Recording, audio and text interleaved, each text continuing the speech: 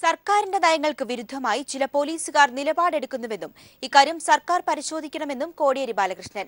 എല്ലാ കേസുകളിലും UAPA ചുമത്താൻ പാടില്ലെന്നും കമൽ സിക്കെതിരായ രാജ്യദ്രോഹ കുറ്റം ചുമത്തിയത് പുനഃപരിശോധിക്കണമെന്നും UAPA ദുരുപയോഗം ചെയ്യാൻ പാടില്ലെന്നും കോടിയേരി ബാലകൃഷ്ണൻ പ്രതികരിച്ചു. സർക്കാരിന്റെ പ്രഖ്യാപിതമായ പോലീസ് നയത്തിന് വിരുദ്ധമായിട്ടും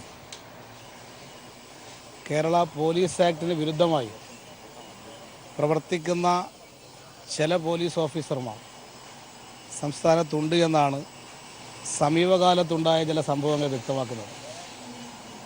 അത്തരം പ്രശ്നങ്ങളിൽ ഗവൺമെൻറ് കർശനമായുള്ള നടപടി സ്വീകരിച്ചു വരുന്നുണ്ട്. എല്ലാ കേസുകൾക്കും UAPA ചുമത്തണമെന്ന അഭിപ്രായം ഗവൺമെൻറ്റിനില്ല. ഭീകരപ്രവർത്തനങ്ങൾ തടയുന്നതിന് വേണ്ടി മാത്രമേ UAPA ചുമത്താൻ പാടുള്ളൂ. ചവറയിലെ ഒരു സംഭവവുമായി ബന്ധപ്പെട്ട് 124A ചുമത്തിയതായിട്ടുള്ള റിപ്പോർട്ടുണ്ട്. അത്തരം കേസുകളിൽ 124A ചുമത്താൻ പാടില്ല. രാജ്യദ്രോഹ കുറ്റങ്ങൾ ചുമത്തിക്കൊണ്ട് ഇതുപോലുള്ള കേസുകളിൽ വകുപ്പുകൾ ചേർക്കുന്നത് അത് തെറ്റായ സന്ദേശമാണ് നൽകുക. രാജ്യദ്രോഹ കുറ്റവും UAPAയും ചുമത്തുന്നതിനെ എക്കാലവും ശക്തമായി എതിർക്കുന്ന നിലപാടാണ് പാർട്ടിയുടേതെന്ന് CPIM. ദേശീയഗാന വിഷയത്തിൽ കേരളത്തിൽ ആർക്കെതിരെയും രാജ്യദ്രോഹ കുറ്റം ചുമത്തിയിട്ടില്ലെന്നും കേന്ദ്ര നേതൃത്വം വ്യക്തമാക്കി. പോലീസിന്റെ ഭാഗത്ത് വീഴ്ച സംഭവിക്കുന്നു എന്ന വിമർശനം സംസ്ഥാന സർക്കാർ പരിശോധിക്കുമെന്നും പോളിറ്റ് ബ്യൂറോ അംഗം S. രാമചന്ദ്രൻ പിള്ള പറഞ്ഞു. രാജ്യദ്രോഹ കുറ്റം ചാർത്തുന്ന 124A വകുപ്പിനെയും UAPA നിയമത്തെയും ശക്തമായി എതിർക്കുന്ന നിലപാടാണ് CPIMന്റേതെന്ന് കേന്ദ്ര നേതൃത്വം വ്യക്തമാക്കി. ദേശീയഗാന വിഷയത്തിൽ എഴുത്തുകാരൻ കമൽ സി ചവറയ്ക്കെതിരെ രാജ്യദ്രോഹ കുറ്റം ചുമത്തിയതായി വാർത്തകൾ വന്നിരുന്നു. രാജ്യദ്രോഹ കുറ്റം നീക്കം ചെയ്യാൻ ആഭ്യന്തര വകുപ്പ് കൂടി കൈകാര്യം ചെയ്യുന്ന മുഖ്യമന്ത്രി പിണറായി വിജയൻ നിർദ്ദേശം നൽകി. ദേശീയഗാന വിഷയത്തിൽ കേരളത്തിൽ ആർക്കെതിരെയും രാജ്യദ്രോഹ കുറ്റം നിലവിലില്ലെന്നും കേന്ദ്ര കമ്മിറ്റിയുടെ ഔദ്യോഗിക ഫേസ്ബുക്ക് പേജിലൂടെ CPIM വ്യക്തമാക്കി. UAPAയുടെ പ്രയോഗം പാർട്ടി അംഗീകരിക്കുന്നില്ലെന്ന് പോളിറ്റ് ബ്യൂറോ അംഗം S. രാമചന്ദ്രൻ പിള്ള പറഞ്ഞു. Communist party of India Marxist എക്കാലത്തും അൺലാഫുൾ ആക്ടിവിറ്റീസ് പ്രിവെൻഷൻ ആക്ടിന്റെ ഉപയോഗത്തെ എതിർത്തു വരികയാണ്. കേന്ദ്ര സർക്കാരിന്റെ ജനദ്രോഹ നയങ്ങൾക്കെതിരെയും വർഗീയതയ്ക്കെതിരെയും കേരളത്തിലെ ഇടത് സർക്കാർ ശക്തമായ നിലപാടാണ് സ്വീകരിക്കുന്നത്. ഇക്കാരണങ്ങൾ കൊണ്ട് RSSും BJPയും കേരളത്തെ ഉന്നം വയ്ക്കുന്നു. തെറ്റിദ്ധരിപ്പിക്കുന്ന വിവരങ്ങൾക്കെതിരെ ജാഗ്രത പുലർത്തണമെന്നും CPM നേതൃത്വം മുന്നറിയിപ്പ് നൽകി. News bureau, Delhi. രാജ്യദ്രോഹം എന്ന പേരിൽ UAPA ചുമത്തുന്നത് ശരിയല്ലെന്ന് പ്രകാശ് കാരാട്ട്. കേരള പോലീസും UAPA ഉപയോഗിക്കുന്നു. പോലീസുകാർക്ക് UAPA കുറിച്ച് മനസ്സിലാക്കി കൊടുക്കണമെന്നും പ്രകാശ് കാരാട്ട് പറഞ്ഞു. We are totally against the use of sedition. Anybody can write anything. I have seen what has been written by that person. There's nothing seditious about it. So the police in Kerala, I think, should be educated, because the Supreme Court itself has said that this sedition clause can be used only if there is a direct incitement to violence, and which will create a serious law and order situation. So today that person who was arrested under section 124A,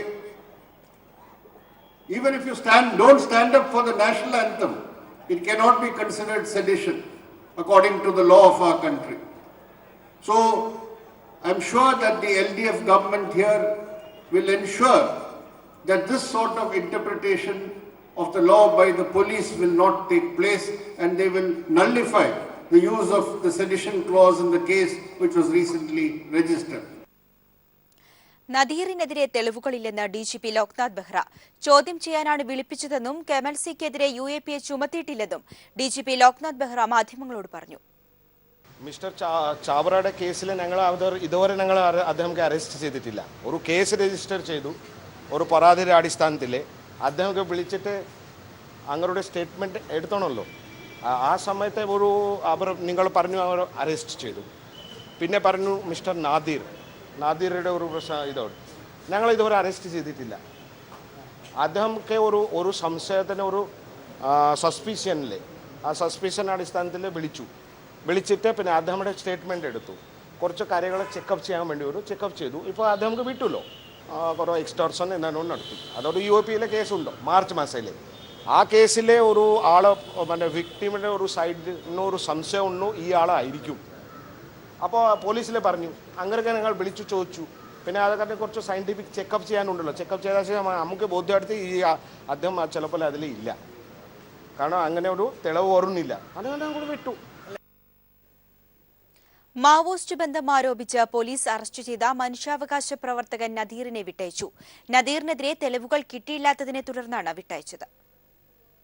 Maoist ബന്ധമുണ്ടെന്ന സംശയത്താൽ police കസ്റ്റഡിയിലെടുത്ത cinema പ്രവർത്തകൻ നദീറിനെ police വിട്ടയച്ചു. മതിയായ തെളിവുകളില്ലെന്ന കാരണത്താലാണ് വിട്ടയച്ചത്. ഇയാളുടെ photo identify ചെയ്തിരുന്നു. അതിന്റെ ഒരു വെരിഫിക്കേഷന് വേണ്ടി നമ്മളെ ഇന്നലെ വിളിച്ചു. വെരിഫിക്കേഷൻ സമയത്ത് ഇയാളുടെ ഫോട്ടോ ഇപ്പോൾ ഒരു ഏകദേശം മനസ്സിലാക്കുന്നുണ്ട്. പക്ഷെ വേറെ ടെക്നിക്കൽ അനാലിസിസ് ഇയാളുടെ പ്രസൻസ് അങ്ങനെ അതിൻ്റെ ഒരു ജസ്റ്റിഫൈ ആവുന്നില്ല. So as of now we are releasing him with a request that ഇപ്പോൾ നമുക്ക് പോലീസിലെ ഒരു ഇൻവെസ്റ്റിഗേഷൻ ആവശ്യമുണ്ടെങ്കിൽ ഇയാൾക്ക് തിരിച്ചു വരാം. ഗ്രൗണ്ടിൽ മീൻസ് ഇതുവരെ ഇയാൾക്ക് അറസ്റ്റ് ചെയ്യാനുള്ള എവിഡൻസസ് ഇപ്പോൾ സഫീഷ്യൻ്റ് അല്ല. സോ നമുക്ക് ഫർദർ ഇൻവെസ്റ്റിഗേഷനിൽ എന്തെങ്കിലും എവിഡൻസ് കിട്ടിയപ്പോൾ നമുക്ക് ഇയാൾക്ക് എപ്പോൾ വേണം അറസ്റ്റ് ചെയ്യാം. 2014 മാർച്ച് 3 കണ്ണൂർ ആറളം വിയറ്റ്നാം കോളനിയിൽ സായുധരായ 7 മാവോയിസ്റ്റുകൾക്കൊപ്പം കാട്ടുതീ എന്ന ലഘുലേഖ വിതരണം ചെയ്യാനെത്തിയവരിൽ നദീറുമുണ്ടെന്ന് കോളനിയിലെ രജനി എന്ന സ്ത്രീ ഫോട്ടോ കണ്ട് തിരിച്ചറിഞ്ഞിരുന്നു.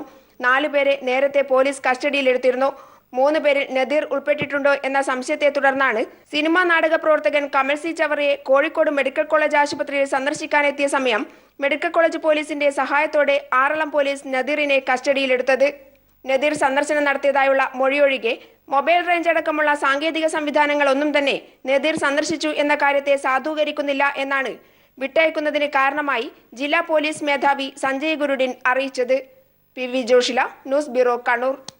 KSRTCയുടെ അന്ത്യം നിശ്ചയിക്കുന്ന സർക്കാരല്ല കേരളത്തിൽ ഇപ്പോഴുള്ളതെന്ന് മുഖ്യമന്ത്രി പിണറായി വിജയൻ. KSRTCയെ സംരക്ഷിക്കുമെന്ന് പറഞ്ഞ മുഖ്യമന്ത്രി KSRTCക്ക് കൂടുതൽ ഊർജ്ജസ്വലമായി സർവീസ് നടത്തുന്നതിന് പ്രാപ്തമാക്കുന്ന നടപടികൾ സ്വീകരിക്കുമെന്നും വ്യക്തമാക്കി. സേവ് KSRTC ക്യാമ്പയിന്റെ സമാപനോദ്ഘാടനം തിരുവനന്തപുരത്ത് നിർവഹിക്കുകയായിരുന്നു അദ്ദേഹം. സേവ് KSRTC ക്യാമ്പയിന്റെ പ്രചരണ പരിപാടിക്ക് KSRTC തിരുവനന്തപുരം സെൻട്രൽ ഡിപ്പോയ്ക്ക് മുന്നിലാണ് സമാപനമായത്. KSRTCയുടെ കടം 1816 കോടി രൂപയാണെന്ന് ഓരോ വർഷത്തെയും കണക്കുകൾ അക്കമിട്ട് നിരത്തിയാണ് മുഖ്യമന്ത്രി പിണറായി വിജയൻ ഉദ്ഘാടന സമ്മേളനത്തിൽ പ്രസംഗം ആരംഭിച്ചത്. KSRTCയിൽ വരവും ചെലവും തമ്മിലുള്ള അന്തരം കൂടി വരുന്നു. നോട്ട് നിരോധനം മൂലം KSRTCയുടെ ദിവസ വരുമാനത്തിൽ 60 ലക്ഷം രൂപയുടെ കുറവ് വന്നുവെന്നും മുഖ്യമന്ത്രി പറഞ്ഞു. അത്തരമൊരു സ്ഥാപനം പ്രതിസന്ധിയിലായി പോയാൽ അതിനെ പുനരുദ്ധരിക്കാൻ അടിയന്തര നടപടി സ്വീകരിക്കാൻ സർക്കാർ പ്രതിജ്ഞാബദ്ധമാണ്.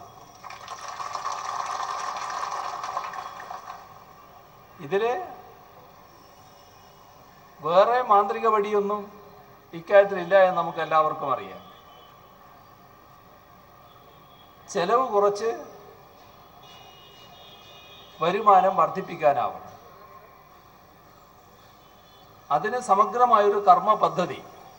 സമ്മേളനത്തിൽ LDF കൺവീനർ വൈക്കം വിശ്വൻ, മുൻ MLA V ശിവൻകുട്ടി എന്നിവരും സംബന്ധിച്ചു. CNG ബസ്സുകൾ കൂടുതൽ ആരംഭിക്കുമെന്ന് അറിയിച്ച മുഖ്യമന്ത്രി ജീവനക്കാർ KSRTCക്കായി വാങ്ങി നൽകിയ ബസ്സും സന്ദർശിച്ചു. News bureau, Thiruvananthapuram. KSRTC ജീവനക്കാരുടെ സംഘടനകൾ നാളെ ആരംഭിക്കാനിരിക്കുന്ന അനിശ്ചിതകാല പണിമുടക്ക് പിൻവലിച്ചു. ഗതാഗത മന്ത്രിയുമായി നടത്തിയ ചർച്ചയിലാണ് തീരുമാനം. ശമ്പള കുടിശ്ശികയും പെൻഷനും ഉടൻ നൽകുമെന്നും ജീവനക്കാരുടെ ആനുകൂല്യങ്ങൾ നിഷേധിക്കില്ലെന്നും ഗതാഗത മന്ത്രി AK ശശീന്ദ്രൻ അറിയിച്ചു. KSRTCയിൽ കുറഞ്ഞ നിരക്ക് ഏകീകരിച്ചതിലൂടെ 25 ലക്ഷം രൂപ അധിക വരുമാനം ലഭിക്കുമെന്നും മന്ത്രി പറഞ്ഞു. വളരെ പെട്ടെന്ന് തന്നെ ധനകാര്യ സ്ഥാപനങ്ങളുമായി ഇപ്പോൾ നടത്തിക്കൊണ്ടിരിക്കുന്ന ചർച്ചകൾ പൂർത്തിയാക്കാൻ കഴിയും എന്നാണ് കരുതുന്നത്. കുറച്ച് സാമ്പത്തിക സഹായം ഇവരിൽ നിന്ന് കിട്ടാനുള്ള സാഹചര്യം ഉണ്ടായിട്ടുണ്ട്. അങ്ങനെ കിട്ടുന്ന മുറക്ക് 2 ദിവസത്തിനകം കള്ളനോട്ട് കേസിൽ നിന്നു രക്ഷിക്കാൻ കോൺഗ്രസ് നേതാവ് പാലോട് രവിയും പോലീസ് ഉദ്യോഗസ്ഥരും തന്റെ പക്കൽ നിന്നും പണം വാങ്ങിയെന്ന് പ്രതിയുടെ മൊഴി. 2013 കൊല്ലം ഈസ്റ്റ് പോലീസിന്റെ പിടിയിലായ കള്ളനോട്ട് കേസിലെ പ്രതിയും ISRO മുൻ ഉദ്യോഗസ്ഥനുമായ മാധവക്കുറുപ്പാണ് പോലീസിന് ഇപ്പോൾ മൊഴി നൽകിയത്. 2 ലക്ഷം രൂപ വാങ്ങി അഭിഭാഷകനും പാലോട് രവിയും ഡിവൈഎസ്പിയും ചേർന്ന് രക്ഷപ്പെടുത്തിയെന്ന പ്രതിയുടെ മൊഴിയുടെ പകർപ്പ് പീപ്പിൾ ടിവിക്ക് ലഭിച്ചു. 2013 കൊല്ലം ഈസ്റ്റ് പോലീസ് SI ആയിരുന്ന G ഗോപകുമാറാണ് 2,65,000 രൂപയുടെ കള്ളനോട്ട് കേസിൽ മാധവക്കുറുപ്പിനെ പിടികൂടുന്നത്. കേന്ദ്ര രഹസ്യാന്വേഷണ ഉദ്യോഗസ്ഥന്റെ മുമ്പിൽ വെച്ച് പ്രതി നൽകിയ മൊഴിയിലാണ് സുപ്രധാന വെളിപ്പെടുത്തൽ. 2011 നെയ്യാറ്റിൻകര പോലീസ് ഫയൽ ചെയ്ത കള്ളനോട്ട് കേസിൽ നിന്ന് തന്നെ ഒഴിവാക്കാൻ താൻ ഒളിവിൽ കഴിയവേ തന്റെ ബന്ധുക്കളിൽ നിന്ന് അഭിഭാഷകൻ കോൺഗ്രസ് നേതാവ് പാലോട് രവിക്കും അന്നത്തെ DYSP ഗോപകുമാറിനും 2.5 ലക്ഷം രൂപ വാങ്ങി നൽകിയതായും കേസിൽ മറ്റുള്ളവരെ മാത്രം പ്രതി ചേർത്തുവെന്നും പറയുന്നു. അതേസമയം 2013 കൊല്ലം ഈസ്റ്റ് പോലീസ് പിടികൂടിയ ലഹരി വസ്തുവായ കൊടിയൻ ലാബിലെ പരിശോധനയിൽ ലഹരി വസ്തു അല്ലാതായി മാറിയതാണ് തൊണ്ടി മുതൽ മാറ്റിയെന്ന സംശയം ഉയർത്തുന്നത്. എക്സൈസിന്റെ പ്രാഥമിക പരിശോധനയിൽ കൊടിയനെന്ന് തെളിഞ്ഞതും പ്രതിയായ മുകേഷ് കുറ്റം സമ്മതിച്ച കേസിലുമാണ് ഇപ്പോൾ ലഹരി വസ്തു അരിപ്പൊടിയായി മാറിയത്. എക്സൈസിന്റെ പരിശോധനയ്ക്ക് ശേഷമാണ് SI ഗോപകുമാർ കേസെടുത്തതെന്നും തൊണ്ടി മുതൽ കൊടിയൻ തന്നെയായിരുന്നുവെന്നും അന്നത്തെ എക്സൈസ് CI B സുരേഷ് വെളിപ്പെടുത്തി. അല്ല, അത് അന്ന് ഈ കേസ് ഡിക്റ്റേറ്റ് ചെയ്ത സമയത്ത് ഞാൻ കൊല്ലം എക്സൈസ് സർക്കിൾ ഇൻസ്പെക്ടറായിരുന്നു. അപ്പോൾ ഞങ്ങളെ ഒരു നാർക്കോട്ടിക് ഡ്രഗ് ഡിറ്റക്ഷൻ കിറ്റുണ്ട്. ഈ കിറ്റും കൊണ്ടാണ് നമ്മൾ ഈ കൃത്യസ്ഥലത്തേക്ക് പോകുന്നത്. അവിടെ വെച്ച് ഇത് നോക്കിയപ്പോൾ ഇത് കൊടിയനാണെന്നാണ് നമുക്ക് ബോധ്യമായിട്ടുള്ളത്. അതനുസരിച്ചാണ് നമ്മൾ കേസ് ഈ പ്രതിക്കെതിരെ കേസ് എടുത്തിട്ടുള്ളത്. പിന്നീട് അതിനകത്ത് ഇങ്ങനെ ഒരു റിസൾട്ട് വന്നു എന്ന് പറയുമ്പോൾ അതിൻ്റെ പിന്നിൽ എന്താണെന്ന് കൃത്യമായ അതൊരു അന്വേഷണ തലത്തിലൂടെ മാത്രമേ നമുക്ക് എന്താണെന്ന് പറയാൻ കഴിയൂ. ലാബ് റിപ്പോർട്ട് പുറത്തുവിട്ടതിന് പിന്നിൽ DYSP ഗോപകുമാറാണെന്ന് ചൂണ്ടിക്കാട്ടി SI ഗോപകുമാർ ഉന്നത പോലീസ് ഉദ്യോഗസ്ഥർക്ക് പരാതി നൽകി. കള്ളനോട്ട് കേസിൽ പ്രതിയെ പണം വാങ്ങി രക്ഷപ്പെടുത്തിയത് ഗോപകുമാറാണെന്ന മൊഴി മേലുദ്യോഗസ്ഥർക്ക് താൻ അയച്ചതാണ് തനിക്കെതിരെയുള്ള പകയ്ക്ക് കാരണമെന്നും പരാതിയിൽ ചൂണ്ടിക്കാട്ടുന്നു. ന്യൂസ് ബ്യൂറോ, കൊല്ലം. ഡീസൽ വില വർധനവിന്റെ സാഹചര്യത്തിൽ ബസ് ചാർജ് വർദ്ധിപ്പിക്കണമെന്നാവശ്യപ്പെട്ട് ഒരു വിഭാഗം സ്വകാര്യ ബസ് ഉടമകൾ സമരത്തിലേക്ക്. ഗതാഗത മന്ത്രിയുമായി നടത്തിയ ചർച്ചയിൽ അനുകൂല തീരുമാനമുണ്ടാകാത്തതിനാലാണ് സമരത്തിലേക്ക് നീങ്ങുന്നതെന്ന് private bus operators coordination committee chairman Gopinathan പറഞ്ഞു. അതേസമയം ബസ് ഉടമകൾ വന്ന് കണ്ടിരുന്നെങ്കിലും സമരത്തെക്കുറിച്ച് അറിയിച്ചിട്ടില്ലെന്ന് ഗതാഗത മന്ത്രി AK ശശീന്ദ്രൻ വ്യക്തമാക്കി. സ്വകാര്യ ബസ്സുകളിലെ കുറഞ്ഞ നിരക്ക് 7 നിന്ന് 9 രൂപയായും കിലോമീറ്റർ നിരക്ക് 64 നിന്ന് 70 പൈസയായും വർദ്ധിപ്പിക്കണമെന്നാണ് സ്വകാര്യ ബസ് ഉടമകളുടെ പ്രധാന ആവശ്യം. വിദ്യാർത്ഥികളുടെ യാത്രാ നിരക്ക് 50% നിജപ്പെടുത്തി കുറഞ്ഞ നിരക്ക് 5 രൂപയാക്കുക, വർദ്ധിപ്പിച്ച നികുതി നിരക്കുകൾ കുറയ്ക്കുക, അനധികൃത സമാന്തര സർവീസുകൾ തടയുക തുടങ്ങിയ ആവശ്യങ്ങളും സ്വകാര്യ ബസ് ഉടമകൾ ഉന്നയിക്കുന്നു. ഇവ ഗതാഗത മന്ത്രി AK ശശീന്ദ്രനെ അറിയിച്ചെങ്കിലും അനുഭാവപൂർവമായ സമീപനമുണ്ടാവാത്തതിനാലാണ് സമരത്തിലേക്ക് നീങ്ങുന്നതെന്ന് private bus operators coordination committee chairman Gopinathan പറഞ്ഞു. ജനുവരി 2-ാം വാരത്തോടുകൂടി തന്നെ സംസ്ഥാന സ്വകാര്യ ബസ്സുകൾ നിർത്തിവെച്ചുകൊണ്ടുള്ള സമരത്തിലേക്ക് പോകാനാണ് ഞങ്ങൾ ആലോചിച്ചുകൊണ്ടിരിക്കുന്നത്. ഡീസലിന്റെയും സ്പെയർ പാർട്സുകളുടെയും വിലവർദ്ധനവ് ചൂണ്ടിക്കാട്ടിയാണ് സ്വകാര്യ ബസ്സുടമകൾ നിരക്ക് വർധനവ് ആവശ്യപ്പെടുന്നത്. അതേസമയം ബസ്സുടമകൾ തന്നെ കണ്ടിരുന്നെങ്കിലും സമരത്തിന് നോട്ടീസ് നൽകിയിട്ടില്ലെന്ന് ഗതാഗത മന്ത്രി AK ശശീന്ദ്രൻ വ്യക്തമാക്കി. ഒരു പണിമുടക്ക് നോട്ടീസ് ഒന്നും തന്നതായിട്ട് എന്റെ ശ്രദ്ധയിൽപ്പെട്ടു. 2014 ജൂണിലാണ് സംസ്ഥാനത്ത് അവസാനമായി ബസ് നിരക്കുകൾ വർദ്ധിപ്പിച്ചിരുന്നത്. News bureau, Thiruvananthapuram. കോൺഗ്രസിനുള്ളിൽ സംഘടനാ തെരഞ്ഞെടുപ്പ് വേണമെന്നാണ് ഭൂരിപക്ഷ അഭിപ്രായമെന്ന് VM സുധീരൻ. രാഷ്ട്രീയകാര്യ സമിതിയിൽ പങ്കെടുക്കാൻ ഉമ്മൻചാണ്ടി അസൌകര്യം അറിയിച്ചിരുന്നു. ഉമ്മൻചാണ്ടിയുടെ സൌകര്യപ്രകാരം രാഷ്ട്രീയകാര്യ സമിതിയുടെ തീയതി തീരുമാനിക്കും. AK ആന്റണിയെ കണ്ടതിൽ അസ്വാഭാവികമായ ഒന്നുമില്ലെന്നും സുധീരൻ പറഞ്ഞു. നമ്മുടെ അങ്ങനെയല്ല, ഈ ഡൽഹി ചർച്ചയിൽ തന്നെ ഈ വിഷയം ഉയർന്നു വന്നിരുന്നു. അതെല്ലാം കൂടെ പരിഗണിച്ചുകൊണ്ടാണ്, ആ വിഷയം ഉൾപ്പെടെയുള്ള എല്ലാ വിഷയങ്ങളും പരിഗണിച്ചുകൊണ്ടാണ് അന്തിമമായി DCC തലത്തിലുള്ള പുനഃസംഘടന നടക്കട്ടെ, പിന്നെ തുടർന്ന് പാർട്ടിയുടെ താഴെ തലത്തിലും ജില്ലയ്ക്ക് താഴെയും ജില്ലയ്ക്ക് മേൽത്തട്ടിലുമുള്ള പുനഃസംഘടന നടക്കട്ടെ, അതിനുശേഷം നമുക്ക് അതേക്കുറിച്ച് ചർച്ച ചെയ്യാമെന്നുള്ള രീതിയിലാണ് അന്ന് പിരിഞ്ഞിട്ടുള്ളത്. സംഘടനാ തെരഞ്ഞെടുപ്പിൻ്റെ കാര്യത്തിൽ യാതൊരു തർക്കം ഒരു തലത്തിലുമില്ല. എല്ലാവരും ആത്യന്തികമായി തിരഞ്ഞെടുക്കപ്പെട്ട സംവിധാനം വരണം എന്ന് തന്നെയാണ് ആഗ്രഹിക്കുന്നത്. പക്ഷേ അതിനൊരു സംവിധാനമുണ്ടായി നല്ല രീതിയിലുള്ള ഒരു സംഘടനാ സംവിധാനം മെമ്പർഷിപ്പ് നടത്തുന്നതിനും ഫലപ്രദമായി നടത്തുന്നതിനും തെരഞ്ഞെടുപ്പ് നടത്തുന്നതിനുള്ള സംഘടനാ സംവിധാനം വന്നതിന് ശേഷം മതിയെന്നുള്ളതാണ് ഡൽഹി ചർച്ചയിൽ ഉയർന്നു വന്നിട്ടുള്ള അഭിപ്രായം. അതിൻ്റെ അടിസ്ഥാനത്തിലാണ്, അതൊരു വിവാദ വിഷയമേ അല്ല. മേളപ്പെരുക്കത്തിന്റെ വിസ്മയം തീർത്ത് സന്നിധാനത്ത് ചെറുശ്ശേരി കുട്ടന്മാരാരും സംഘവും പഞ്ചാരിമേളം അവതരിപ്പിച്ചു. കർണാടക സംഗീതത്തിലെ രൂപകാതാളത്തിൽ പഞ്ചാരിമേളം കൊട്ടിക്കയറിയപ്പോൾ ആസ്വാദകർക്കത് നവ്യാനുഭവമായി. സന്നിധാനത്തെ ധനുമാസ രാത്രിയെ അക്ഷരാർത്ഥത്തിൽ ആവേശത്തിന്റെ മേളപ്പെരുക്കത്തിലാഴ്ത്തിയാണ് ചെറുശ്ശേരി കുട്ടന്മാരാരൻ സംഘവും തിരുസന്നിധിയിൽ പഞ്ചാരിമേളം അവതരിപ്പിച്ചത്. തന്ത്രിയും മേൽശാന്തിയും ചേർന്ന് ദീപം തെളിച്ചതോടെ മേളപ്പെരുക്കത്തിന് തിരികൊളുത്തി. പൂരത്തിൽ തിരുവമ്പാടി മേളപ്രമാണിയുടെ കൈവഴക്കത്തിൽ കർണാടക സംഗീതത്തിലെ രൂപകതാളത്തിൽ കുട്ടന്മാരാരൻ സംഘവും കൊട്ടിക്കേറിയപ്പോൾ ആസ്വാദകർ ആവേശത്തിന്റെ കൊടുമുടിയിലേറി.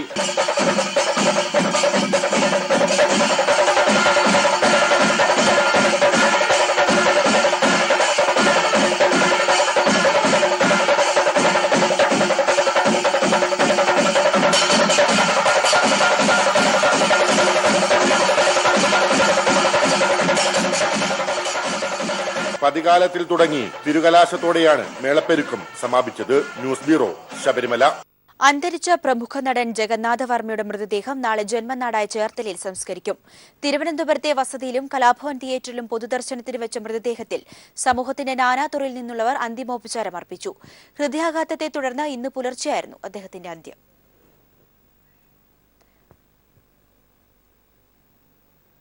താരതമ്യമില്ലാത്ത മഹാവിപ്ലവകാരിയായിരുന്നു ഫിദൽ കാസ്ട്രോ എന്ന് സിപിഎം പോളിറ്റ് ബ്യൂറോ അംഗം എം.എ. ബേബി. പുരോഗമന കലാസാഹിത്യ സംഘത്തിന്റെ ആഭിമുഖ്യത്തിൽ നടന്ന ഫിദൽ കാസ്ട്രോ അനുസ്മരണത്തിൽ മുഖ്യപ്രഭാഷണം നടത്തുകയായിരുന്നു അദ്ദേഹം. തിരുവനന്തപുരത്ത് നടന്ന പരിപാടിയിൽ V N. Murali, Perumpuzha Gopalakrishnan, professor K N Gangadharan തുടങ്ങിയവരും സംസാരിച്ചു. പരിപാടിയോടനുബന്ധിച്ച് രതീഷ് കൊട്ടാരവും സംഘവും അനുസ്മരണ ഗീതങ്ങൾ അവതരിപ്പിച്ചു. കൈരളി ടി.വി. ജീവനക്കാർ ക്രിസ്തുമസ് ആഘോഷിച്ചു. ക്രിസ്മസ് കേക്കും വൈനും കരോളും കൈരളി ടവറിൽ നടന്ന ആഘോഷങ്ങളുടെ മാറ്റുകൂട്ടി. കൈരളി മീഡിയ ക്ലബിന്റെ ആഭിമുഖ്യത്തിലായിരുന്നു പരിപാടി. കൈരളി ടി.വി. ജീവനക്കാരുടെ ക്രിസ്മസ് ആഘോഷങ്ങൾക്ക് കരോളോടെയാണ് തുടക്കമായത്.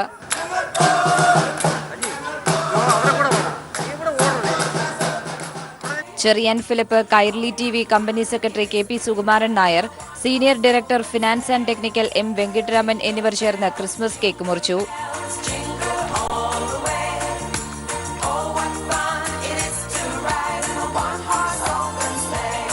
കൈരളി മീഡിയ ക്ലബിന്റെ ആഭിമുഖ്യത്തിൽ നടന്ന പരിപാടിയിൽ ജീവനക്കാർക്കായി നറുക്കെടുപ്പും സമ്മാന വിതരണവും നടന്നു. മീഡിയ ക്ലബ് ഭാരവാഹികളായ B Sunil, A K Baiju എന്നിവർ പരിപാടികൾക്ക് നേതൃത്വം നൽകി. News bureau, Thiruvananthapuram.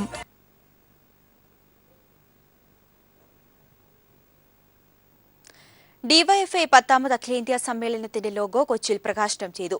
Kerala Blasters താരം CK വിനീതാണ് ലോഗോ പ്രകാശനം ചെയ്തത്. അടുത്ത ഫെബ്രുവരി 1 മുതൽ 5 വരെ കൊച്ചിയിലാണ് ഡിവൈഎഫ്ഐ അഖിലേന്ത്യാ സമ്മേളനം നടക്കുക.